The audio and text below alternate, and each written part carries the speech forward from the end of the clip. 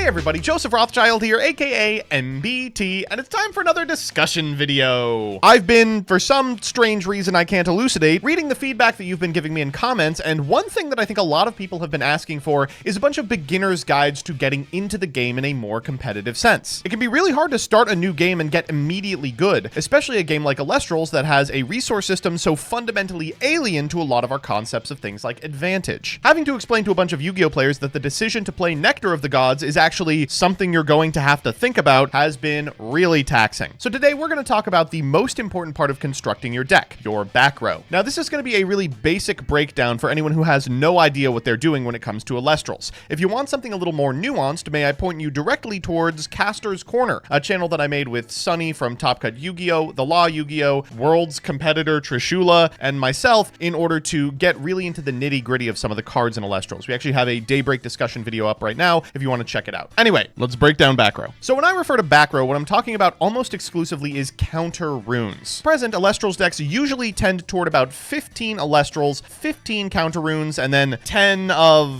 either. Decks that absolutely have to land guys will usually load up on more Elestrals. Decks that absolutely have to protect their guys may load up on more counter runes, and you'll also be playing some number of invoke runes, divine runes, artifacts, stadiums. That's it, right? There's nothing else. But at present, a significant portion of your game plan is going to revolve around what's in your back row. I'm going to talk about each individual back row card that's extremely popular, tell you why it's popular and its applications, and then maybe make some recommendations about how many you should be playing. Let's start with...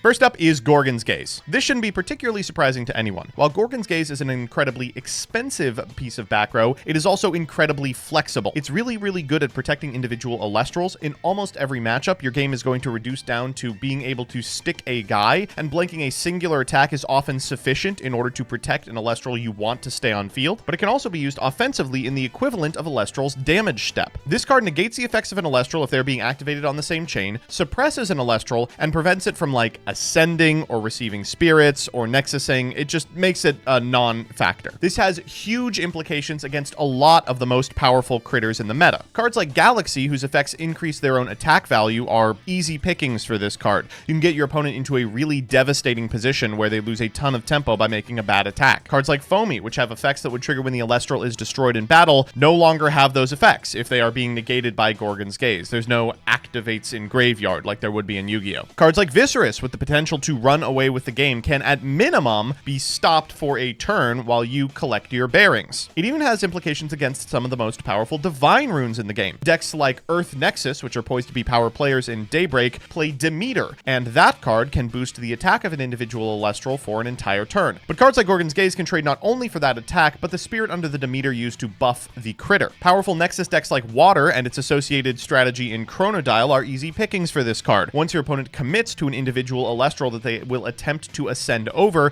you can simply flip Gorgons and foil their plans. No ascension. Card's good, and for the time being, I wouldn't be caught dead not playing this card at maximum copies. Next up is Poison-Tipped Arrow.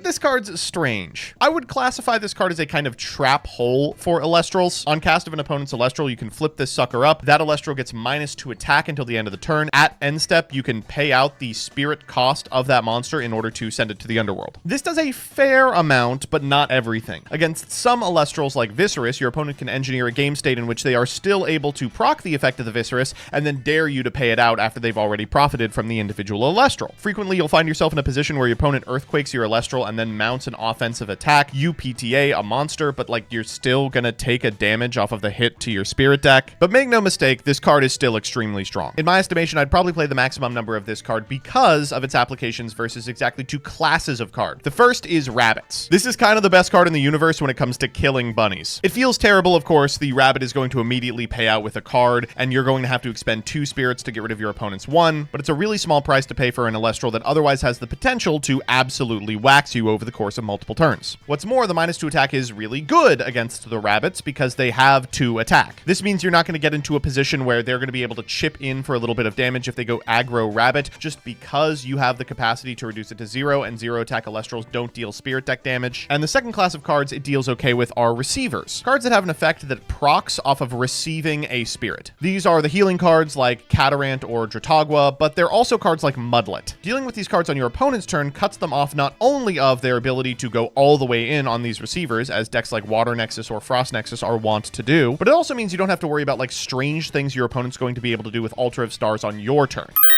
First up is Shield. Shield is really good for tempo. You're going to play a lot of games where your opponent develops an Elestral, you develop an Elestral, attack, get shielded, and lose the game on the spot. But it's not a fantastic card if you don't have a really good answer for the Elestral. A significant amount of decks are more than content to sit behind an Astrabbit's ass, and that's hardly the only Elestral with that capacity. As people move toward utility Elestrals that usually have 4 attack, over attackers that usually have 5, cards like Aepharos and Dratagua and attack position Elichick can very easily live a couple of turns. It's also not super hard to play around. Because Elestrals being on the field is a defensive action, you just don't have to commit to attacks until you actually can beat a shield. As a result, this is usually the first of the big 3 of counter runes that tend to get cut, usually to 2 copies. Now, one thing this card does have going for it that a lot of other back row cards don't is that it doesn't target, but that doesn't mean it's going to beat every big boss. I mean, look at Farrageist. Next up is Tsunami. For the longest time, this was unquestionably the best back row rune. This is for a number of reasons. Not only do you get to blank a combat step by activating Tsunami and ensuring that your opponent isn't able to make favorable trades with your critters, you almost always ensure that you are able to make favorable trades with your opponent's critters. It can be used offensively or defensively, and it's the best rune in the game to play against Lavalith if you have an established board. They go for the Lith, you go for the Tsunami, and any 5-attack Elestral eats it alive. The reason it's less strong at present is because water Elestrals are good. It certainly feels strange to be like, oh yeah, this is a crazy ass rune. However, probably the best element is completely immune to it. And notably, you don't have to be playing a water deck to play around this card. I mean, how many times have you seen Nekruff enchanted with a water spirit? Altar of Stars. This card's really good. It gives you tons of opportunities for outplays, especially as cards like Mudlet become more popular. You can use an Altar of Stars to prevent an opponent from attacking, but also heal off of something like a Dratagua or any other receiver. And there's so many little synergies you can do in decks like Earth Nexus, where like after summoning a Viscerus, you can alter in order to put your opponent's Celestial in a disadvantageous position and move your Viscerus to attack, get over it, and trigger it again. But not everyone can play this card. You kind of have to be playing enough Elestrals and Spirit Banks in order to make it work, and very few decks have the capacity to do that. And even the decks that do kind of have to telegraph that they have it by committing to a whole bunch of spirits on board so you can activate it in a profitable way. That committing also puts you really dead to Lavalith or Laurels, so it's in a weird spot. First up is Dense Fog. This is a really powerful piece of back row at present. Unlike Tsunami, you're almost never going to run into the fact that Lunar Elestrals don't get affected by this card because there's like one of them that's playable. Now, there's a fundamental difference between this card and other effect negation options like Gorgons. This doesn't negate effects that are already being activated. It's not skill drain. So if your opponent's playing an Elestral with an ETB ability, which a lot of them have, this isn't going to do a lot. But still, its list of applications is massive. It has the capacity to fuck up combat math. There's a significant amount of Elestrals that absolutely need their effect to resolve no matter what. Because you declare your Nexus targets, you can respond to a Nexus activation to get your opponent in a really disadvantageous position. I don't think a lot of people are playing this card in their main deck at present, but I think they probably should consider it. Next up is Argo. This is a really hard one. So at release, Argo was thought to be one of the best cards in the set, and it's not hard to see why. There's kind of a through line between my most recent Wednesday videos, if you haven't been following it. A couple of weeks ago, we talked with Bean Soldier about cards that could theoretically stop the best tempo deck in Elestral's history in 5s, and one of the cards we came up with is something that, like, increases the attack stat of an individual Elestral. Well, this is that card. A really good targets for this effect include Poison Tunic and Necklace of Harmonia, both of which mess with combat math, but they're really expensive. This card costs 2 to activate, then afterwards you have to pay the enchantment cost for the artifact you are equipping, which is usually another 2. This gets you into really expensive situations really frequently. Poison Tunic can help you beat some of this back because you're expending 4, then your opponent's going to lose probably their 1-cost Elestral and the additional 2 that Poison Tunic burns, so it's a 3-4, but it's still a huge ask, especially late game where like you might be on 6 spirits and like are you going to put yourself down to 2 just to win combat? Additionally, this card has a really frustrating activation requirement. It can only be activated on like the declaration of an attack, and there's a lot of other steps in the battle phase. You might be able to get a really powerful rune on an Elestral just for your opponent to be like, okay, Tsunami, or okay, nice attack stat, alter, move your guided defense. Congratulations on taking 4. However, there's also some upsides I think people haven't explored all the way. Frequently, artifacts are powerful not because of their individual effects, but because like many cards, they represent a theoretical bank for spirits that Nexus decks would really like. It's not too hard to imagine a position like in Water Nexus where you have something like a Dratagua on your side of the field, your opponent attacks, you go for Necklace of Harmonia so the Dratagua Drutagwa wins combat, then afterwards you slap down an Aphros, Nexus from the Harmonia, heal 2 off of the Drutagwa, and suddenly you're basically at even, but you've also drawn 2 cards. There's a lot of interesting synergies with some of the divine adjacent artifacts that people really haven't explored. Thunderbolt is being tested in that Thunder Nexus deck that went up on the Knots channel this week. Poseidon's Trident isn't too bad in Chronodile. Bag of Winds, Wasp Ivy's playable. It's going to require some thought before I call this a good or bad piece of Backrow. And finally, let's talk about...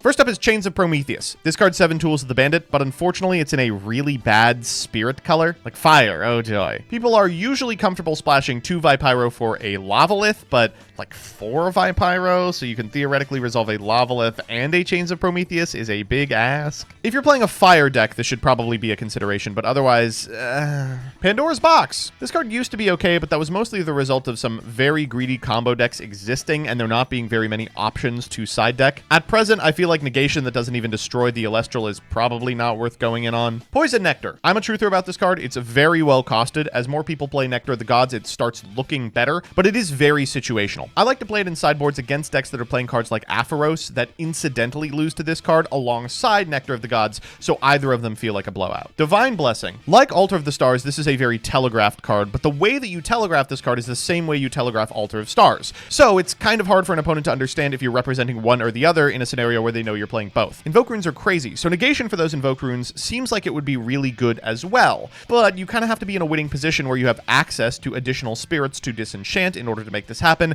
which puts you at a really disadvantageous position against exactly Lavalith and Laurels. I played this in Thunder Nexus in the board, and I did like seeing it, but your mileage may vary. And finally, Sharon's Obol. I miss Hydrake. So that's that, a quick and dirty introduction to the Backrow pieces that most individuals are playing. As a heads up, I start most of my decks with 3 copies of Gorgon's Gaze, 3 copies of Poison-Tipped Arrow, 2 copies of Shield, and then I evaluate Tsunami, Dense Fog, Altar, and Argo as my deck requires, paying special attention to the weaknesses of my strategy to see if any of the less played counter runes might come up. Let me know if this was helpful for any of you. I could do something similar with Invoke runes, for instance, although it's just going to be 2 minutes long. It's going to say play 3 Ambro. Come on, you idiots. Otherwise, I'll see you Friday with a list that makes use of a lot of these.